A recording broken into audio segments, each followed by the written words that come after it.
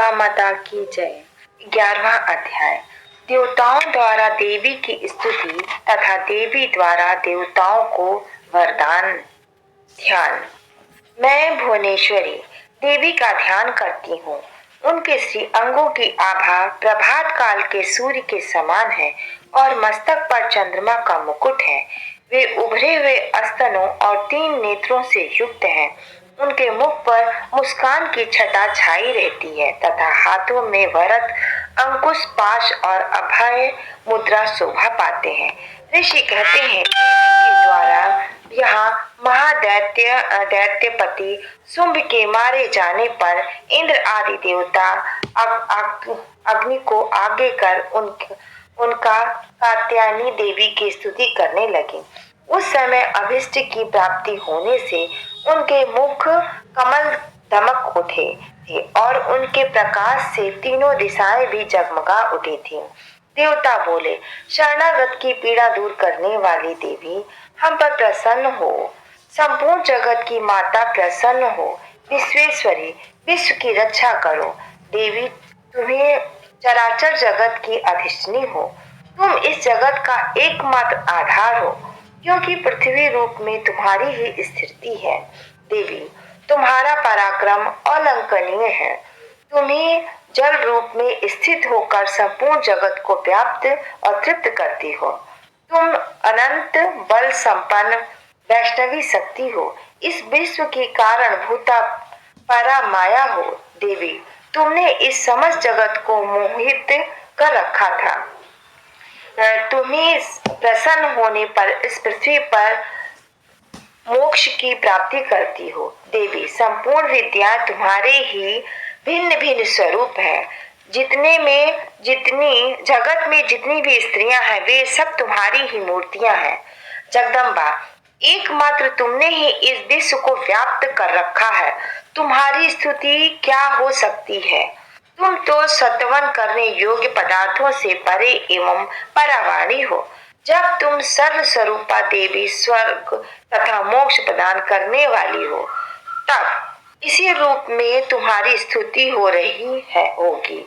तुम्हारी स्तुति के लिए इससे अच्छी युक्तियां और क्या हो सकती हैं? बुद्धि रूप से सब लोगों के हृदय में विराजमान रहने वाली, स्वर्ग एवं मोक्ष प्रदान करने वाली नारायणी देवी, तुम्हें नमस्कार है।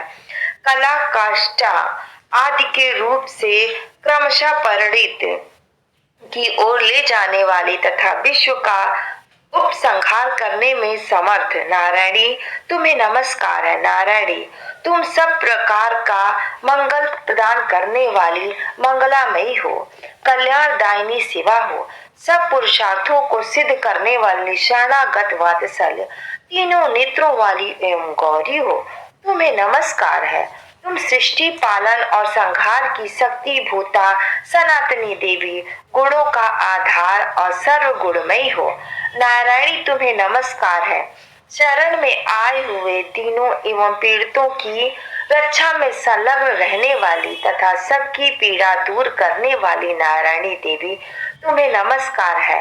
नारायणी, तुम ब्राह्मणी का रूप धारण करके हंसों से जुटे हुए विमान पर बैठती एवं कुश मिश्रित जल छिड़कती रहती हो।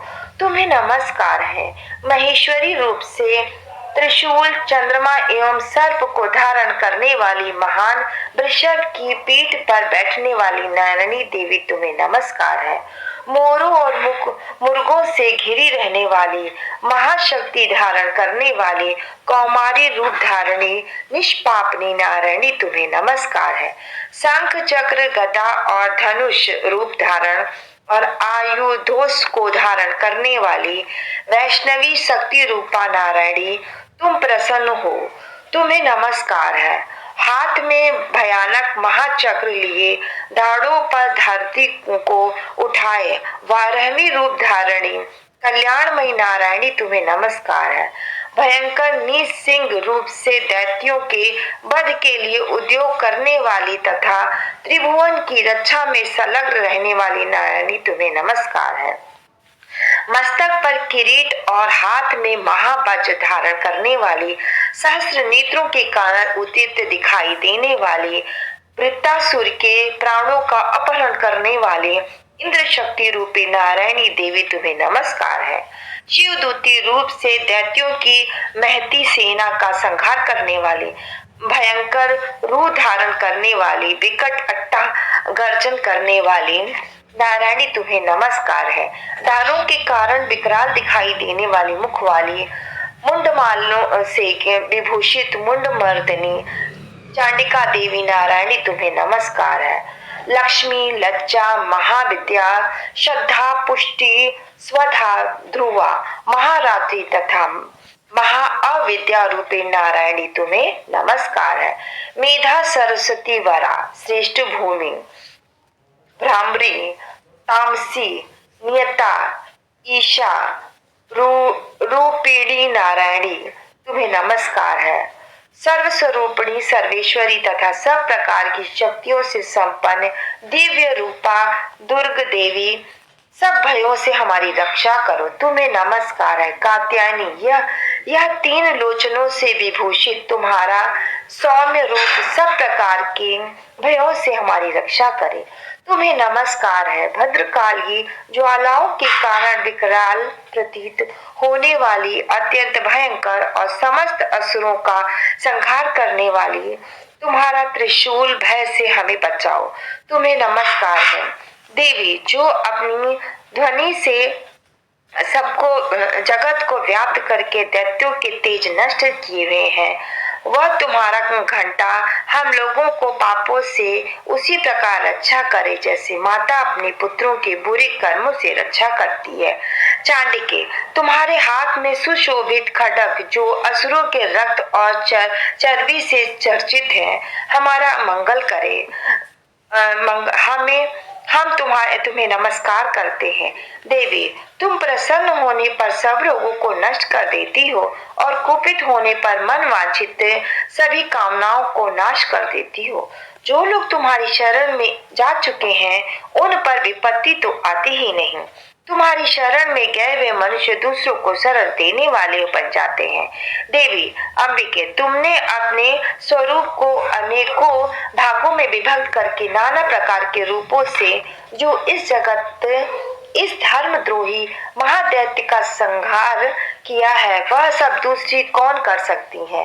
विद्याओं में ज्ञान को प्रकाशित करने वाले, शास्त्रों में तथा आदि वक्ता में तुम्हारे सिवा और किसका वर्णन है, तथा तुमको छोड़कर दूसरी कौन ऐसी शक्ति है जो इस विश्व को अज्ञान में घोर अंधकार से परिपूर्ण ममता रूपी गण से निरंतर भटका रही हो।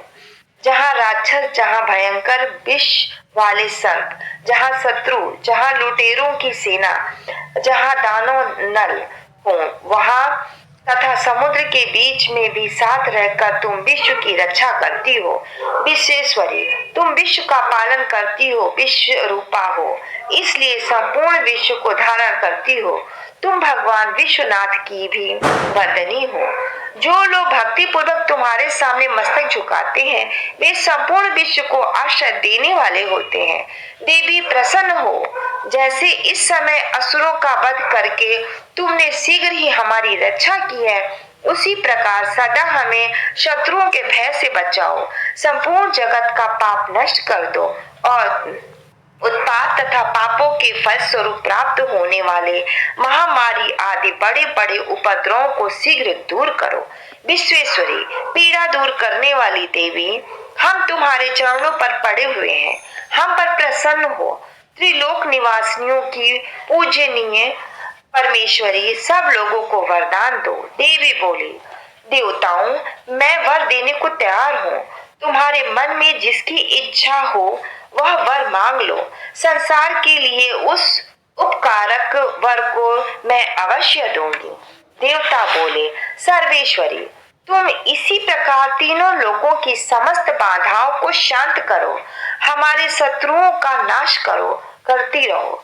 देवी बोली, देवताओं, व्यवस्थित मनवंतर के 28वें युग में शुंभ और निशुंभ नाम के दो अन्य महादैत्य उत्पन्न होंगे। तब मैं नंदगोप के घर में उनकी पत्नी यशोदा के गर्भ से अवतरित हो विंध्याचल में जाकर रहूंगी और उक्त दोनों असुरों का नाश करूंगी।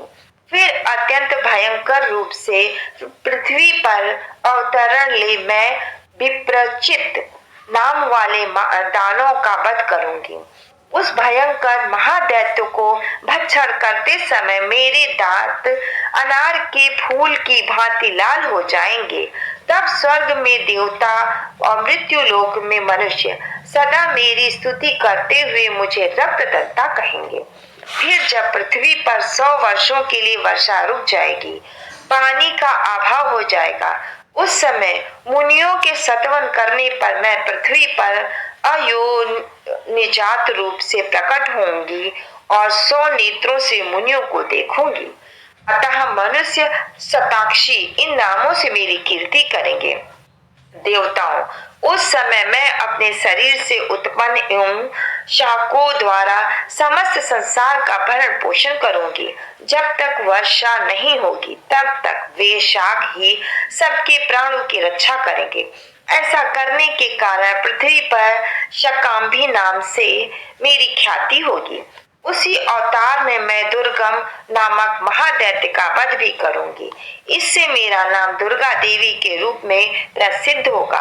फिर मैं जब भीम रूप धारण करने वाली मुनियों की रक्षा के लिए हिमालय पर रहने वाले राक्षसों का भक्षण करूंगी, उस समय सब मुनि भक्ति से नतमस्तक होकर मेरी स्तुति करेंगे। तब मेरा नाम भीमा देवी के रूप में विख्यात होगा।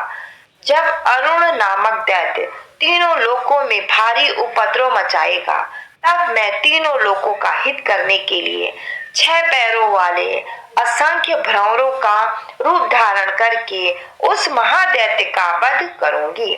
उस समय सब लोग भ्रामरी के नाम से चारों ओर मेरी स्तुति करेंगे। इस प्रकार जब जब संसार में दानवी बाधा उपस्थित होगी, तब तब अवतार लेकर के मैं शत्रुओं का संहार करूंगी। इस प्रकार मार्कंडेय पुराण सर्वरित मनवंतर कथा के अंतर्गत देवी महात्म का 11 अध्याय पूरा हुआ। बोलो दुर्गा माता की जय।